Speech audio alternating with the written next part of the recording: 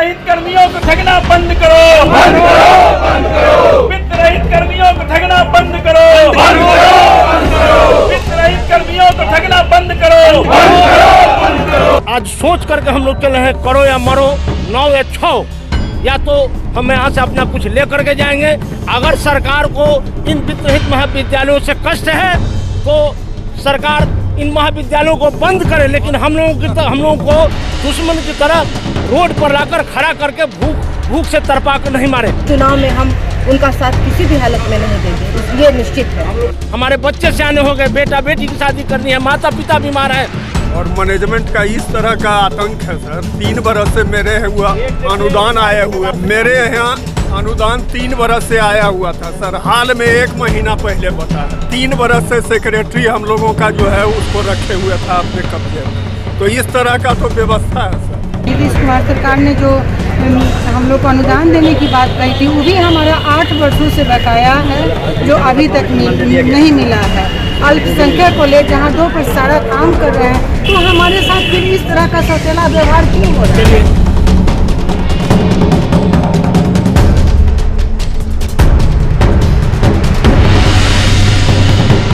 2020 Nitish Kumar fix, ऐसी बातें हो रही है। लेकिन इस वक्त हम जदयू पार्टी दफ्तर के अंदर हैं।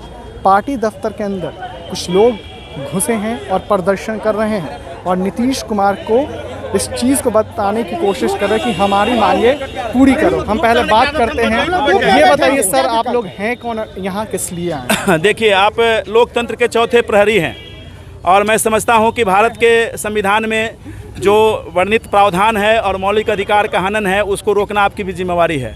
बिहार में एक ऐसी शिक्षा नीति है जो पिछले 38 वर्षों से संचालित है, जिसमें कर्मियों को अनुदान देने के लिए 38 वर्षों में 30 वर्ष के बाद माननीय मुख्यमंत्री नीतीश जी ने घोषणा किया कि हम अनुदान देंगे।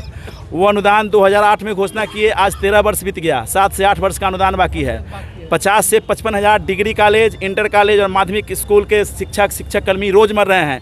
मैं आपको बता रहा हूँ कि ऑन रिकॉर्ड 44 शिक्षाकर्मी जिसका अनुदान सरकार के खाते में पड़ा हुआ है वो मर गया, जिसको 1 पैसा नहीं मिला, जिसको अनुदान नहीं मिलने के कारण वो इलाज नहीं करा सका, मर गया। उसको पेसमेकर लगाना था, मर गया। उसको कोई देखने वाला नहीं है। रोड पे मरने वाले किसी एक आदमी को सांप से काट के वज्रघात होता है तो उसको भी 4 लाख रुपया सरकार देती है। इस कर्मी को 4 रुपया नहीं मिलता है, कफन भी नहीं मिलता है। आप इस बात को देखिए कि बिहार का जो GER है, सकल नामांकन अनुपात, ग्रॉस एनरोलमेंट रेशियो, उसका कंट्रीब्यूशन कंट्री के लेवल पे 55% प्लस है।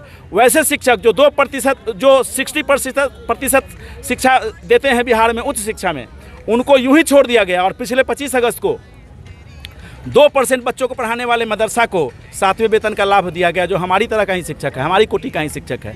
ये डिस्क्रिमिनेशन के खिलाफ हम लोगों ने आज गुहार किया है माननीय मुख्यमंत्री जी को, और हम इसीलिए आए हैं। अभी माननीय मंत्री भवन निर्माण श्री अशोक चौधरी जी बैठे हुए हैं, मुलाकात करने आप जा रहे हैं? बिल्कुल, मेरी बात को आप उनको तक पहुंचाइए, मेरी मदद कीजिए। ये सबसे पीड़ित वित्त रहित कर्मी है जो बिहार का है, कहीं कोई ऐसा प्रावधान नहीं है। आप एक सिस्टम जानते होंगे, DBT, डायरेक्ट बेनिफिशियरी ट्रांसफर, ये स्कीम है जिसके तहत मनरेगा के मजदूर को भी पैसा सीधे उसके खाते में जाता है।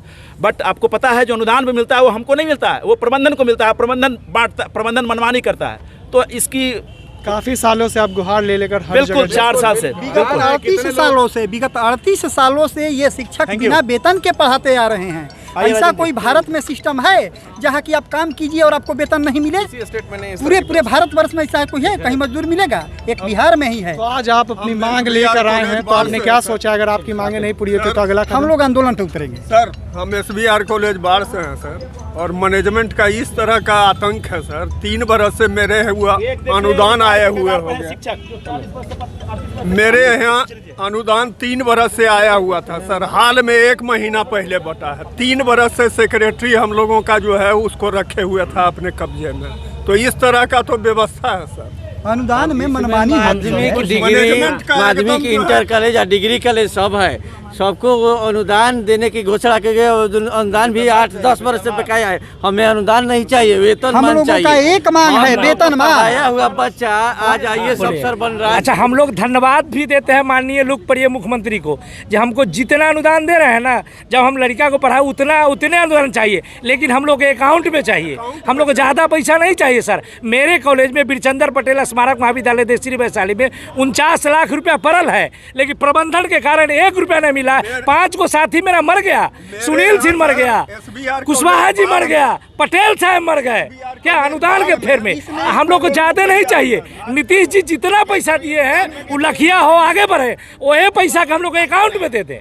हम लोग बूढ़ा हो जाएंगे, लड़ाई भी नहीं हो रहा है हम लोग से। SBR कॉलेज बाढ़ में सर 8 करोड़ रुपया है सर, 8 करोड़, और उसको सेक्रेटरी अपने कब्जा में रखे हुए है सर, और मनमानी करता है। तो आप लोग अब मिलकर ही जाएंगे, ये सोच कर आए हैं यहाँ? नहीं, हम लोगों का सिर्फ एक सूत्री मांग है सरकार से कि सरकार हम लोगों को अनुदान के बदले वेतनमान दे। जो सम्मानजनक वेतनमान डिग्री कॉलेज का, इंटर कॉलेज का या हाई स्कूल का जो सम्मानजनक वेतनमान है, वो सरकार अनुदान के बदले हम लोगों को वेतनमान दे। सिर्फ एक मांग है सरकार से, इसलिए कि पहले हम लोगों को जी हम लोग ये देखिए कोरोना कोरोना पीरियड में बिहार के कोने कोने से हम लोग अपने जान की परवाह नहीं करते हुए जैसे तैसे हम लोग पटना पहुँचे हैं, और हम लोगों का लक्ष्य है कि मुख्यमंत्री महोदय से हम लोगों की बात हो और मुख्यमंत्री का आश्वासन मिलने के बाद ही हम यहाँ से वापस जाएंगे।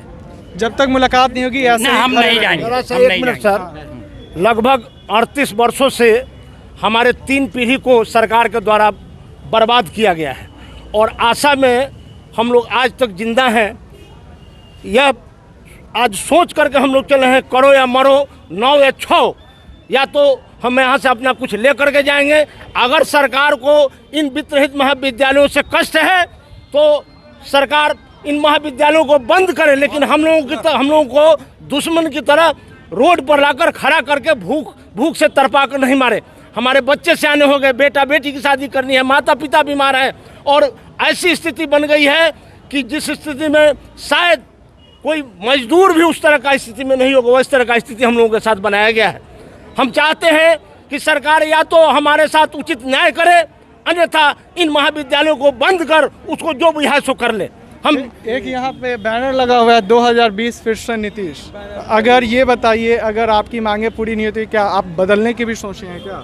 जी नहीं, हम क्यों बदलेंगे, क्योंकि सरकार के नीति के अनुसार हम लोग अपना काम करते आए हैं 34 वर्षों तक। जब सरकार अपनी नीति को नहीं बदलेगी तो आज हम इस बात को संकल्प लेकर जाएंगे कि हम लोग भी सरकार के तख्ता को पलट देंगे और नीतीश कुमार की नीति को भी हम लोग फेल्योर करेंगे। हिंदुस्तान में कोई ऐसा राज्य नहीं है कि जो शिक्षक काम करे 1 साल का वेतन 4 साल में, कहीं नहीं है ऐसा। जो मजदूर काम करता है तो सुबह काम करता है, शाम को पैसा मिलता है। शिक्षक को अनुदान नहीं, वेतनमान चाहिए, और शिक्षक के अकाउंट में मंथली पेमेंट होना चाहिए। यदि अचानक सत्ता बदल सकता है तो शिक्षक हम लोग भी हैं, बदल देंगे। हम लोग को सम्मान दीजिए, वेतनमान दीजिए। जय हिंद, जय भारत। चलिए 17 में भी हम लोग आंदोलन किए थे, कॉपी जांच का बहिष्कार किए थे। उस समय सरकार के प्रतिनिधि के साथ वार्ता हुई थी, और वार्ता हुई, समझौता इस पॉइंट पर हुआ जो हम लोगों का 6 साल का जो लंबित अनुदान है वो एक मुश्त पेमेंट किया जाएगा। आज तक सरकार एक मुश्त पेमेंट नहीं की। अभी ये बताइए, आपको लगता है आपकी मांगे पूरी होगी?